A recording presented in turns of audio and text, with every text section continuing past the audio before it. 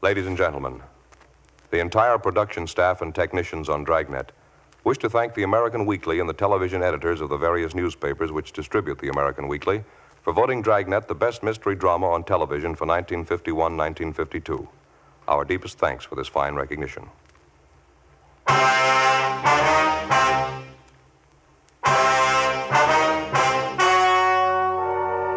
story you are about to hear is true. The names have been changed to protect the innocent. Fatima Cigarettes, best of all king-size cigarettes, brings you Dragnet on both radio and television.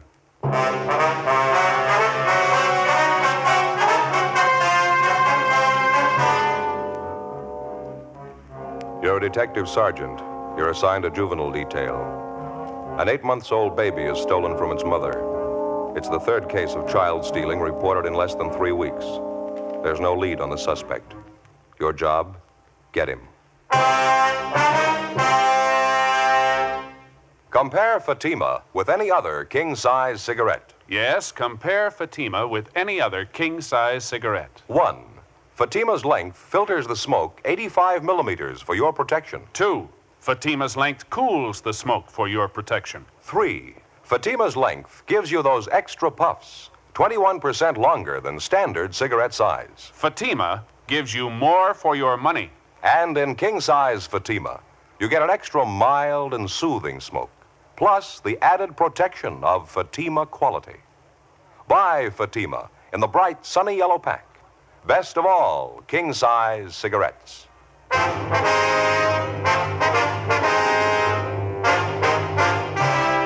Dragnet, the documented drama of an actual crime. For the next 30 minutes, in cooperation with the Los Angeles Police Department, you will travel step by step on the side of the law through an actual case transcribed from official police files.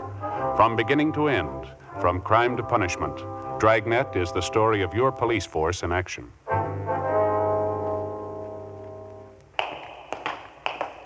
It was Wednesday, June 18th. It was warm in Los Angeles. We were working the day watch out of Juvenile Division. My partner's Frank Smith. The boss is Captain Stein. My name's Friday. It was 6:30 p.m. when we got back to 1335 Georgia Street, second floor, the squad room. Hi, been waiting for you. Hi, Captain. How's it going? Any sign of the baby? No, not yet. We're doing everything we can. We haven't got a lead to our name. Lousy thing. How's it stack up? Anything like the last 2 cases? Yeah, quite a bit. Same neighborhood, same general M.O. We checked with just about everybody in the vicinity. No one saw the baby taken. Happened about 10 o'clock this morning? 10:15. This Mrs. Donaldson drove down to the neighborhood shopping center to do her marketing. She had the baby in a bassinet in the back seat of her car. Baby boy, 8 months old.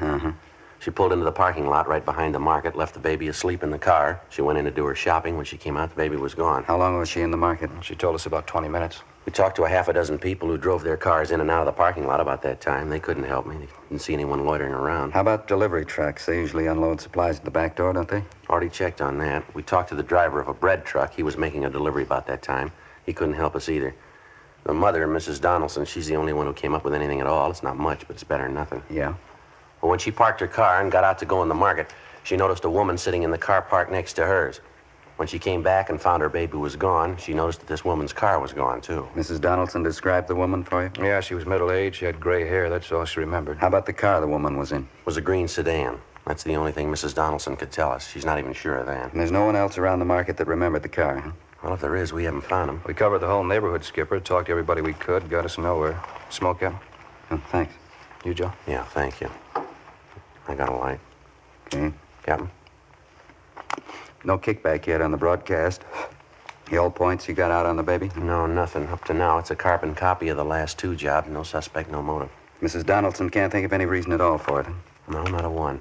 Her husband's a teamster. They don't have much money. She couldn't think of any friend or relative who might possibly want to take their baby. The baby normal, in good health? Yeah, perfect. It's got me. This makes it about 1 a week. Just about. Martin baby was taken on the 5th. The Andrews baby was taken on the 12th. Both of them recovered in 24 hours. Nothing wrong with either of them. Sure doesn't make sense. Must be a psycho case of some kind. I think we can go along on that. Well, this one happened near 8th and Dinehart, that right? Yeah, same neighborhood as the other two. About a 12-square-block area there. How about that lead you had on the old man out there? Did you exhaust that? Yeah, the old gardener? We double-checked him this afternoon. He wasn't anywhere near the market when the Donaldson baby was taken. How about the other 2 people you had your eye on? Either of them anywhere near the scene at the time? Neither one of them, Skipper. Both clear. How's it stand now? Well, we're doing everything possible. Dean Bergman went over the Donaldson car for prints. The bassinet, too. There's no word from him yet. Special detail from Metro Division still going over the neighborhood. Nothing from them either. No sign of any physical evidence, huh? I mean, besides any possible prints. No, nothing, Captain. The usual number of tips from people in the neighborhood. Checked on all of them. They went nowhere. Well, we've just about run the gamut on this thing. You have anything in mind? Well, Joe and I were kicking around an idea on the way back in. Figure it might be worth a try. I mean, providing we get the Donaldson case cleared. Yeah? Joe? Well, for one thing, we figure the neighborhood out there works in our favor. All 3 of the babies were taken in the same 12-square block area. It's the strongest part of the M.O. that we got to work on. Now, if we get good enough coverage in that area out there, it might lead somewhere. What kind of coverage? Well, maybe a system of decoys, something to draw the suspect out at the right time, the right place. Makes sense. What have you got in mind? Well, Frank and I were figuring if we could round up half a dozen policewomen or so, let them work different points around the neighborhood and make it obvious that they're housewives. Yeah? Have each one of them with a baby carriage. Spot them at the shopping centers out there in that area. They leave the carriages outside the stores, go through the motions of doing their shopping, and cover each one of them. What do you do for bait? I think we can fake it, Skipper. Put a life-size doll in each of the carriages, keep it pretty well covered. Very chance it'll get us a nibble if we work it right. About half a dozen policewomen. That's what you figure? Yeah, I figure that ought to do it. Excuse me. Yeah. Juvenile Division, Captain Stein. Yeah, that's right. How's that? I see. Mrs. Bolger. Yes, ma'am, I understand. How's that? Yes, ma'am, if you like. All right, thank you. Goodbye. Queer one. Yeah. Either one of you contacted Mrs. Marion Bolger the last month or so? No, it's not familiar to me. How about you, Frank? Don't recall the name. Why? Bolger. That was her on the phone. She wants to be investigated. Says she wants to prove to us that she's not involved in any of these child stealing cases. How do you spell that name? Marion Bolger, B-O-L-G-E-R, Ewing Street address. No, I never heard of her. What's the pitch? Got me. She kept saying she's got to have her name cleared. She's innocent. Kept insisting she didn't steal the Donaldson baby. Well, we didn't say she did. We don't even know the woman. You're going to. Check her out. We ran the name Marion Bolger through R&I, but there was no previous criminal record on her. 7:25 p.m. Frank Smith and I left the office and drove out to the Ewing Street address to interview the Bolger woman. Before we called at her home, we checked with some of the neighbors. Most of them had a favorable opinion of her. They described her as a pleasant woman, slightly eccentric. The only complaint was that the Bolger woman was very fond of children and that she kept most of the youngsters on the block well supplied with cake and candy, despite repeated objections from the youngsters' parents. Other than that, they seemed to like her. 8:05 p.m., Frank and I called on Mrs. Bolger, and she ushered us into a neatly furnished living room. She was an older woman, possibly in her early 60s, dark brown hair streaked with gray. It's the honest truth, Sergeant. Anybody who really knows me would tell you I wouldn't do a thing like that. I love children. I want all of them to be happy. I wouldn't steal anybody's Just baby. a minute, Mrs. Bolger, please. Something we'd like to get straight. I don't care how it looks. I don't care what they say. I didn't do it. I didn't steal those other 2 babies. I didn't steal the Donaldson baby either. How'd you know the Donaldson baby was missing, ma'am? Just happened this morning. The evening paper. The whole story's in there. It's the first I knew about it, so help me when I got my evening paper. Please, Sergeant, you got to believe me. All right, now try to take it easy, ma'am. What gives you the idea that we're accusing you of taking those babies? Well, you haven't yet. Not in so many words. You're thinking about it, though. I know that. You've been told. How do you mean, told what? You know what I mean. All those stories going around about me. And just because I like children, because I enjoy them, I understand them. Just because of that, they try to make me out a witch or something, trying to say I took those poor little babies. All right, just a minute, ma'am. Who said you took the babies? Down at the store this afternoon. I heard them. That grocery clerk and that silly Mrs. Murdoch. They laughed about it. Tried to make out there's only fooling. Well, I knew better. They weren't fooling. They meant it. Accusing me of such a terrible thing. I just don't know when I've been so upset. Well, now, what grounds would they have for saying anything like that, ma'am? I mean, even if they were fooling. Only because I love children, that's all. People in the neighborhood are the same way. They don't like me. They go around saying things about me. Just because I understand their children better than they do. Just because I know how to treat children. No, I think you got it wrong, Mrs. Bolger. The only complaint your neighbors have is that you treat children too well. A little too much candy, huh? Well, nothing wrong with giving a child candy. Good homemade fudge. I make it myself. Besides, how would you know about that? We talked to your neighbors, ma'am. They had a lot of nice things to say about you. Yes, I just bet they did. Nasty, dirty stories. They've been passing them all over the neighborhood about me. No, ma'am, you've got it wrong. Just let me show you. Come in here, this way, the dining room. Yes, ma'am. Look at that. Look at that. Yes, ma'am, it's very nice. You see how I decorated the table? Paper streamers all over the room. It is supposed to be a party for the children in the neighborhood. I worked a whole week getting it ready. I made the cakes myself, decorated them, too. I made everything in my own kitchen. Candy, sandwiches. Took me a whole week. And they didn't even come. They didn't come. Ma'am? The neighborhood children. It was supposed to be for them. Special summer party I wanted to give them today. They didn't even come. The parents wouldn't let them. Not one of them. It's a crime. Terrible crime. All this good food. Well, now, maybe there was a mistake, ma'am. There wasn't any mistake. I invited the children, 14 of them. Mothers wouldn't let them come. I had everything ready. Little favors for each one of them. Now, look. Ice cream's all melted. Hot cocoa boiled away to nothing. Yes, ma'am. Even the paper streamers are coming down. Such a mean thing to do. Keeping children from a party. Such a mean thing. Well, we don't like to bother you, Mrs. Bolger. Just like to ask you a few routine questions, then we'll let you alone. Anything you want to know, Sergeant? Can you account for your time this morning, ma'am, between 9 a.m. and 11 a.m.? Yes, of course I can. I was right here in the house getting things ready for the party. My friend Aggie Benson was with me. She's a school chum of mine. She was helping me get things ready. Well, then you didn't leave the house at any time this morning, then? No, sir, I didn't. You can ask Aggie. She'll tell you. Do you have a car, Mrs. Bolger? Oh, my, no. I wouldn't know what to do with it if I had one. I never learned to drive. Why'd you want to know? Just routine, ma'am. Well, I guess we better be going, Frank. All right, Jim. And you don't believe those stories, do you? I mean, just because I like children, I'd steal those babies. You don't believe that, do you? No, ma'am. We haven't any reason to believe it. I knew you'd understand. I wouldn't do a thing like that. I just love children, Sergeant. Never had any of my own. Living here by myself. No husband, lonely. Terrible thing being lonely. Yes, ma'am, yes. There's only one answer for it. Children. Big family. It's an old saying. It's very true. Ma'am. When you get to be 63, you want something else to wake up to beside the morning paper. 8:40 p.m. Before we headed back for the office, Frank and I made a thorough check on Mrs. Bolger, her background and her alibi. We found nothing to link her in any way with the child stealings. 9:15 p.m. We got back to the city hall and went directly to Leighton Fingerprints, where we met with Dean Bergman. He'd found several sets of prints on the Donaldsons' car and on the bassinet from which their baby had been stolen. Most of them were those of the parents, Mr. and Mrs. Donaldson. Bergman was unable to identify the 2 foreign prints found inside the car. We contacted the officers in charge of the special detail checking the neighborhood where the latest child stealing had occurred. They'd failed to uncover a lead. 7:48 a.m. the following morning. Friday? Morning, Captain. Good piece of news. The Donaldson baby, they just found him. Where? Highland Park area. They found him in a cardboard box. Apparently he's all right. A little exposure. Doctors are checking him over now at Georgia Street. How about the suspect? Any sign of him? Not a trace. It was little or no different than the first 2 cases. Some 21 hours after he'd been abducted from the car in the parking lot at the rear of the market near 8th and Dinehart, the Donaldson baby had been recovered apparently unharmed. The cardboard box in which the baby had been found was gone over for fingerprints. Routine investigation at the scene and in the neighborhood where the child had been found failed to turn up a lead on the abductor. Frank and I checked with Dr. George Hall, who'd examined the child. After that, we talked with Mr. and Mrs. Donaldson. The details of the case coincided almost point for point with the first 2 abductions. The baby had been taken, then recovered in a 24-hour period. Outside a slight exposure, the child was unharmed. Also, like the 2 cases preceding it, something which the child was wearing at the time of his abduction was missing. In the first case, it was a small pink sweater. In the second, a pair of shoes the baby was wearing. In the case of the Donaldson baby, it was a sterling silver ID bracelet with the initials J.D. engraved on it.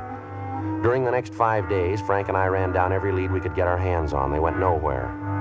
Our system of policewomen decoys was put in effect.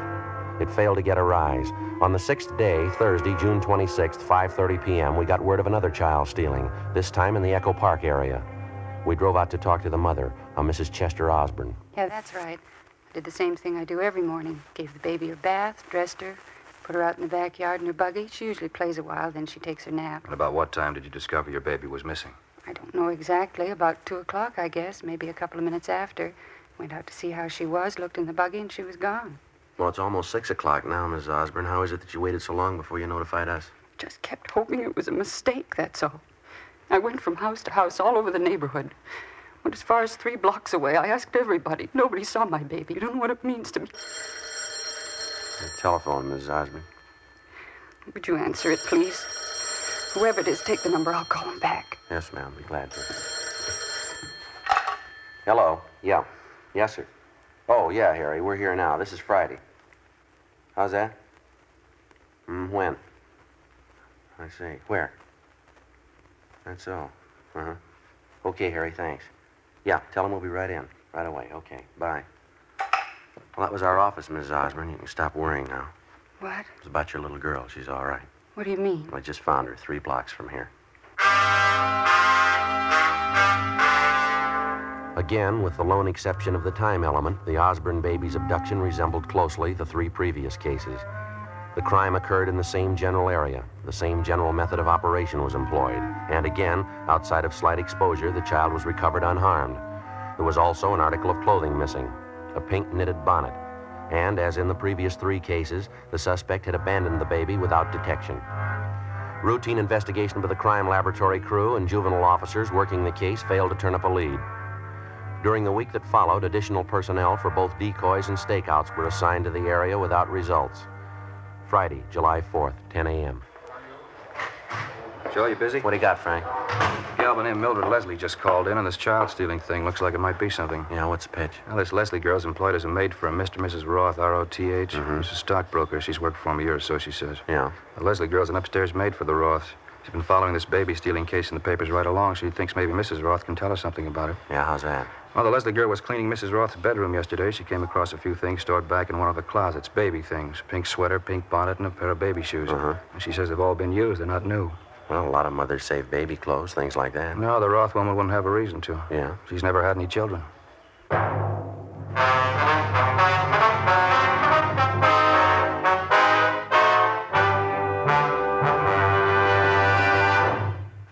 You are listening to Dragnet, authentic stories of your police force in action. The only way you can prove to yourself that Fatima is the best of all king-size cigarettes is to compare them with the brand you've been smoking. Yes, compare Fatima with any other king-size cigarette. 1. Fatima's length filters the smoke 85 millimeters for your protection. 2. Fatima's length cools the smoke for your protection. 3. Fatima's length gives you those extra puffs, 21% longer than standard cigarette size. Your money back plus postage if you're not convinced Fatima is better than your present king-size cigarette. Just return the pack and the unsmoked Fatimas by August 1st, 1952. Fatima, Box 37, New York 1. More and more of your friends are switching to king-size Fatimas every day. Compare them yourself tomorrow. Buy Fatima in the bright, sunny yellow pack and enjoy the added protection of Fatima quality.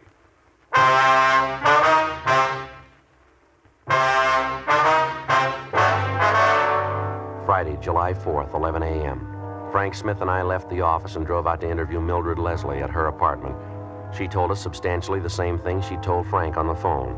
The Leslie girl had been employed as a maid by Mr. and Mrs. Roth for almost a year.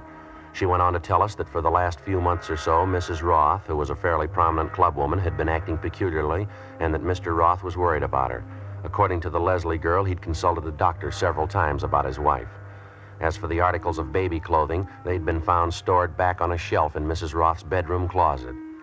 The Leslie girl told us that she happened to find them while cleaning and dusting Mrs. Roth's bedroom. Each of the articles she claimed she saw seemed to tie in directly with the child stealings. A pink sweater, a pink bonnet, a pair of baby shoes. Identical items of clothing had been taken from each of the previous abduction victims.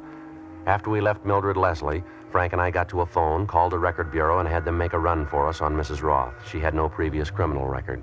1:20 p.m. We called Mr. Roth at his place of business, but the office was closed because of the 4th of July holiday. We got in the car and drove out to the Roth home, an old 2-story mansion just above Silver Lake Reservoir. Mrs. Roth wasn't at home. We interviewed her husband in the living room. What seems to be the trouble, Sergeant? Why would you want to see my wife? There's a few questions we'd like to ask her, Mr. Roth. Can you tell us where she is now? She took a drive with some friends of hers. I think they were going down to the beach club. Why? But we're investigating a juvenile case, Mr. Roth. We think maybe your wife can give us some information on it. Well, I'm sorry she isn't home. It's too bad you didn't call this morning. She didn't leave until after 11.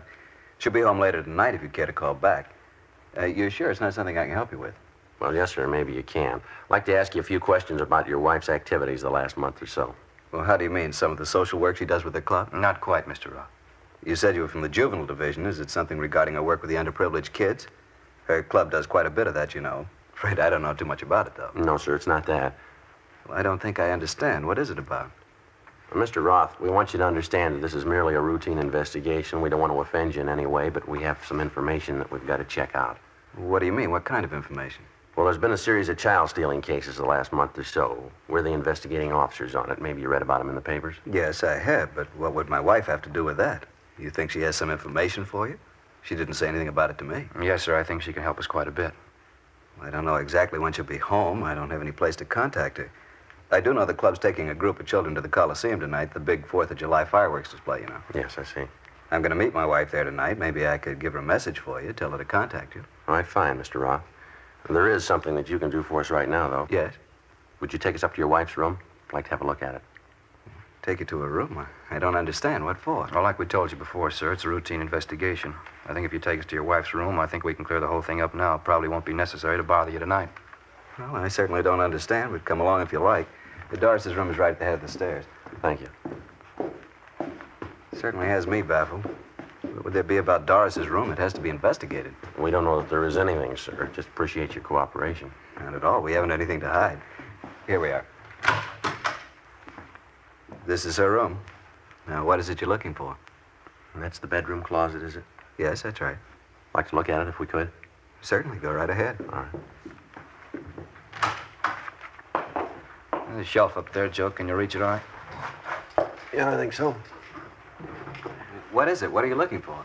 All right, here you go, Frank. Yeah. Pink bonnet, pink sweater. That's it. Here's the baby shoes. The ID bracelet. Yeah, initials JD. Not much doubt. Yeah. Baby clothes. Bracelet. Never seen them around here. How'd you know they were here? Well, we weren't sure that they were. But I've never seen them before. What are they doing in Doris's room? Why would she have them? I have to talk to her about this. Yes, sir, so do we. After finding the evidence in his wife's bedroom closet, we continued to interview Mr. Roth. We briefed him on the details of the case and explained about the articles of baby clothing. He was very cooperative, but he found it hard to believe that his wife was responsible for the abduction of the babies. He told us that early in their marriage, his wife did have a child which died shortly after birth. Complications left her unable to have any more children. When she found out about this, it resulted in Mrs. Roth having a nervous breakdown, but apparently she recovered completely.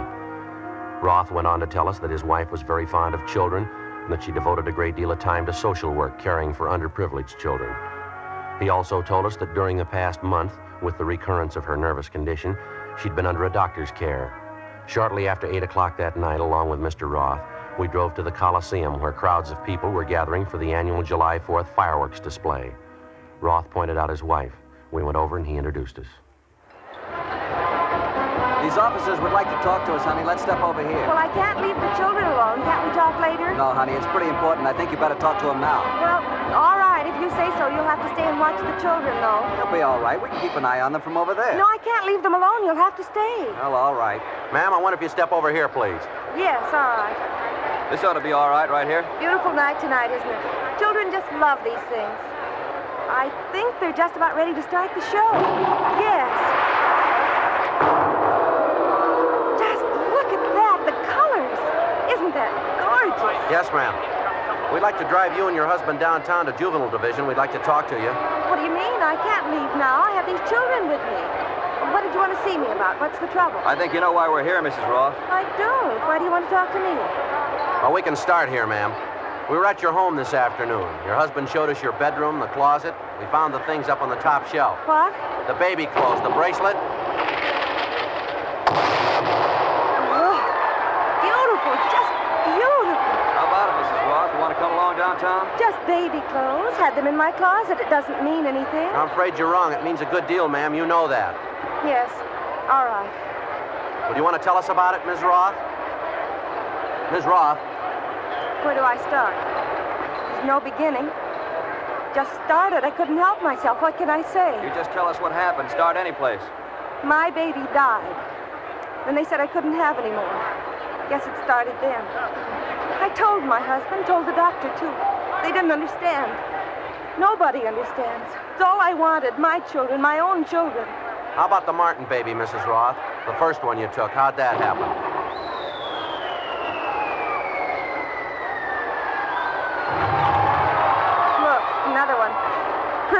white. Beautiful.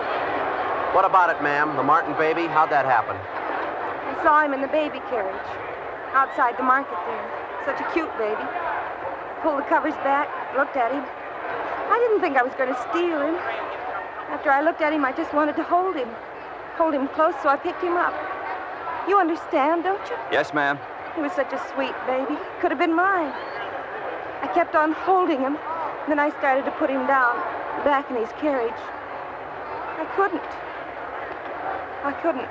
What do you mean, ma'am? I couldn't put the baby down. It was just like mine. It was mine. I can't explain it. I took the blanket from the buggy. I put it around him. I walked away. Nobody knew. It was my baby. Yes, ma'am. Would you go on? Oh, my head. Terrible headache. It's so hard to tell you. I couldn't even tell my husband. I lied. I'd take the baby and stop overnight at a motel. I'd tell my husband lies. I couldn't let him know. Well, you knew you were doing wrong, didn't you? Yes, I knew it. Not when I was taking the baby, though. Not when I picked them up. Not when I held him in my arms, held him close. It didn't seem wrong. Most natural thing in the world. I just pretended. I'd pick the baby up and I'd hold it close. It was my baby. All of a sudden, it was my baby. Later on, I had to stop pretending. The baby wasn't mine. I had to give it back. Isn't that wonderful? Look, streamers, a shower of stars. It's marvelous. Why'd you abandon the children, ma'am, without notifying anyone? I knew they'd be found. I made sure of that. I always put them someplace where they had to be found. Terrible headache. You don't know what it's been like. I couldn't tell anyone, no one. Yes, ma'am. You about ready to go now? All right. If I could only explain it to you. I mean, having a baby, then losing it. You don't know what it's like. No one will ever know what it's like. No one. You took 4 babies, ma'am. Yes. How about their mothers?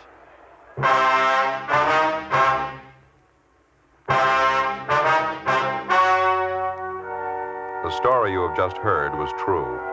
The names were changed to protect the innocent. On October 10th, trial was held in Superior Court, Department 88, City and County of Los Angeles, State of California. In a moment, the results of that trial. Now, here is our star, Jack Webb. Thank you, George Fenneman. Friends, I believe all of us are willing to take practical advice. That's why I like to make it plain that I want you to compare Fatima with the king-size cigarettes you've been smoking. I know that's the tried, practical way thousands have convinced themselves Fatima is the best of all king-size cigarettes. You'll find Fatima gives you more for your money, an extra mild, soothing smoke, plus the added protection of Fatima quality. Tomorrow, get Fatima in the bright, sunny yellow pack. Best of all, king-size cigarettes.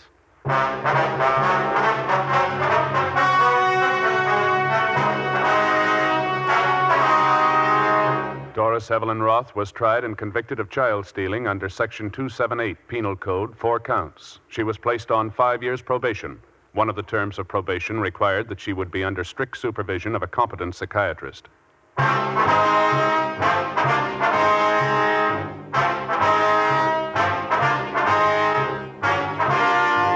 You have just heard Dragnet, a series of authentic cases from official files. Technical advice comes from the Office of Chief of Police W.H. Parker, Los Angeles Police Department. Technical advisors Captain Jack Donahoe, Sergeant Marty Wynn, Sergeant Vance Brasher. Heard tonight were Herb Ellis, Vic Perrin, Virginia Gregg. Script by Jim Moser. Music by Walter Schumann. Hal Gibney speaking.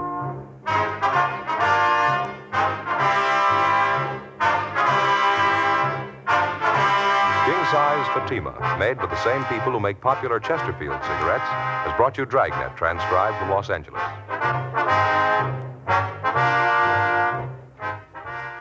Each Thursday night, it's Counter Spy on NBC.